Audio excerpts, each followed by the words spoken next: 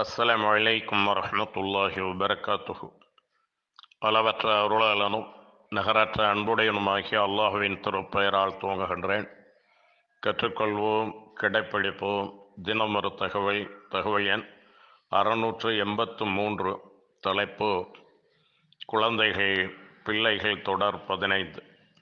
பண்பாடவர்களே, கண்ணியத்திற்குரியவர்களே, அல்லாஹ் சுப்ஹானஹு வ தஆலா பிள்ளை செல்வங்களை மேலும் பொருளாதாரங்களை எல்லாம் தந்து நம்மை சோதிக்கின்றான். நிச்சயமாக இந்த பிள்ளைகளும் பொருளாதாரங்களும் நமக்கு சோதனை. அவன் கொடுத்தவற்றில் அவன் சொன்னபடி நடந்து கொண்டால் அந்த சோதனையில் வெற்றி பெற்றவர்களாகவும், அவன் சொன்னதை மறந்து பிள்ளைகள் பேரிலும் பொருள்களின் பேரிலும் அளவற்ற ஈடுபாடு கொண்டவர்களாக, அவற்றுக்காக அல்லாஹ்வை மறந்தவர்களாக இருக்கும் நிலையில் நிச்சயமாக அது பெரிய நஷ்டத்தை நமக்கு விளைவிக்கும். அன்பானவர்களே, கண்ணியத்திற்குரியவர்களே, அல்லாஹ் சுப்ஹானஹு வ தஆலா குழந்தைகளை தந்து அதை எந்த முறையில் வளர்க்கின்றோம்?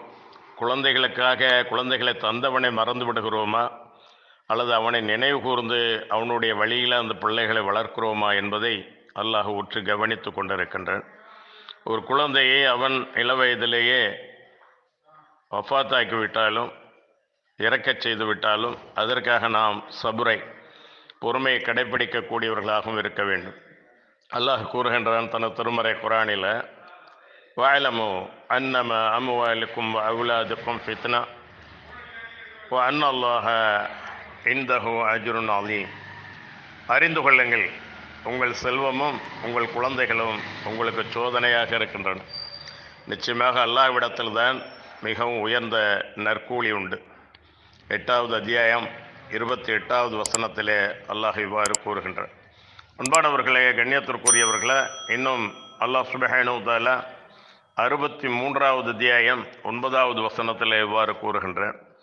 யா அய்யுஹல்லதீன ஆமனு லா துல்ஹிக்கும் அம்வாலுக்கும் வலா அவுலாதுக்கும் அன் திக்ரில்லாஹ் வ மை யஃஅல் ذلك ஃபஉலாயிக ஹுமுல் ஹாஸிரூன். இறைநம்பிக்கை கொண்டவர்களே, உங்கள் செல்வமும் உங்களுடைய மக்களும் அல்லாஹ்வின் நினைப்பை விட்டும் உங்களை பராமுகமாக்கிவிட வேண்டாம். அவ்வாறு செய்கிறாரோ நிச்சயமாக அவர்கள்தான் நஷ்டமடைந்தவர்கள். அல்லாஹ் பாதுகாக்க வேண்டும். எந்த நிலையிலும் அல்லாஹுவை மறவாத வாழ்வு நாம் வாழ அல்லாஹ் நமக்கு அருள்வாளிக்க வேண்டும். அன்பானவர்களே, கண்ணியத்திற்குரியவர்களே, அப்துல்லாஹ் பின் மசூத் ரலியல்லாஹு அன்ஹு அவர்களின் துணைவியார் ஜைனப் பின்த் முஆவியா ரலியல்லாஹு அன்ஹா அவர்கள் கூறியதாவது: அல்லாஹ்வின் தூதர் ஸல்லல்லாஹு அலைஹி வஸல்லம் அவர்கள், பெண்களை உங்கள் நகைகளிலிருந்தாவது தர்மம் செய்யுங்கள் என்று கூறினார்கள். நான் என் கணவர் அப்துல்லாஹ் பின் மசூத் ரலியல்லாஹு அன்ஹு அவர்களிடம் சென்று, நீங்களே கையில் காசு இல்லாதவர், அல்லாஹ்வின் தூதர் ஸல்லல்லாஹு அலைஹி வஸல்லம் அவர்கள் பெண்களாகிய எங்களை தர்மம் செய்யுமாறு பணித்தார்கள். நீங்கள் அல்லாஹ்வின் தூதர் ஸல்லல்லாஹு அலைஹி வஸல்லம் அவர்களிடம் சென்று, வறுமையில் வாழும் உங்களுக்கே அதை நான் வழங்கலாமா என கேளுங்கள், அதுவே எனக்கு போதுமாகும் என்றால் நான் உங்களுக்கே வழங்கிவிடுவேன். இல்லை, கணவனுக்கு மனைவி வழங்குவது தர்மமாக கருதப்படாது என்றால் அதை நான் பிறருக்கு கொடுத்து விடுவேன் என்று கூறினேன். அப்போது என் கணவர் அப்துல்லாஹ் பின் மசூத் ரலியல்லாஹு அன்ஹு அவர்கள் என்னிடம், இல்லை, நீயே அவர்களிடம், நபி ஸல்லல்லாஹு அலைஹி வஸல்லம் அவர்களிடம் செல் என்று கூறிவிட்டார்கள். எனவே நான் அல்லாஹ்வின் தூதர் ஸல்லல்லாஹு அலைஹி வஸல்லம் அவர்களிடம் சென்றேன். அல்லாஹ்வின் தூதர் ஸல்லல்லாஹு அலைஹி வஸல்லம் அவர்களது வீட்டு வாசலில் ஏற்கனவே ஒரு அன்சாரி பெண்ணும் இருந்தார். அவரது நோக்கமும் எனது நோக்கமாகவே இருந்தது. அல்லாஹ்வின் தூதர் ஸல்லல்லாஹு அலைஹி வஸல்லம் அவர்கள் மீது எங்களுக்கு மதிப்பு கலந்த அச்சம் இருந்தது.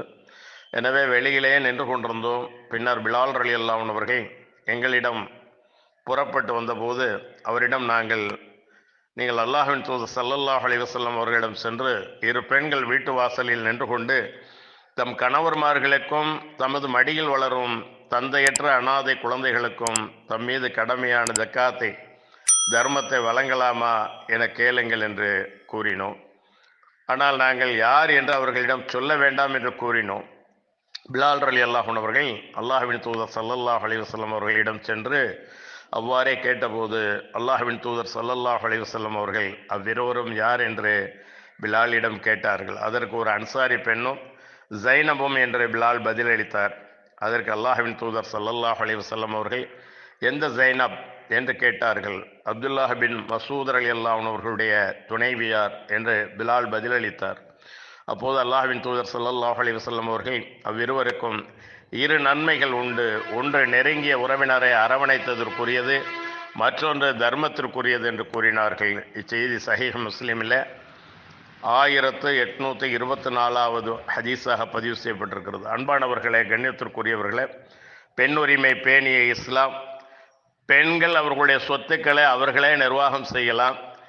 கணவர்கள் ஏழையாக இருப்பின் அவர்களுக்கு வழங்கலாம். அப்படி வழங்கினால் 2 நன்மைகள் என்று நபி ஸல்லல்லாஹு அலைஹி வஸல்லம் அவர்கள் மூலமாக கேட்டு பெறுகின்றார்கள் இந்த செய்தி. ஆகவே பெண்களுக்கான அனைத்து சொத்துரிமை உட்பட அவர்களுடைய உரிமைகள் அனைத்தையும் முழுமையாக வழங்கியது இஸ்லாம் என்பதை இச்செய்தியின் வாயிலாக நாம் அறிந்து கொள்ள முடிகிறது. இன்னும் வரும் இன்ஷா அல்லாஹ். வாஹிர் தவானா அல்ஹம்துலில்லாஹி ரப்பில் ஆலமீன். அஸ்ஸலாமு அலைக்கும் வரஹ்மத்துல்லாஹி வபரகாத்துஹு.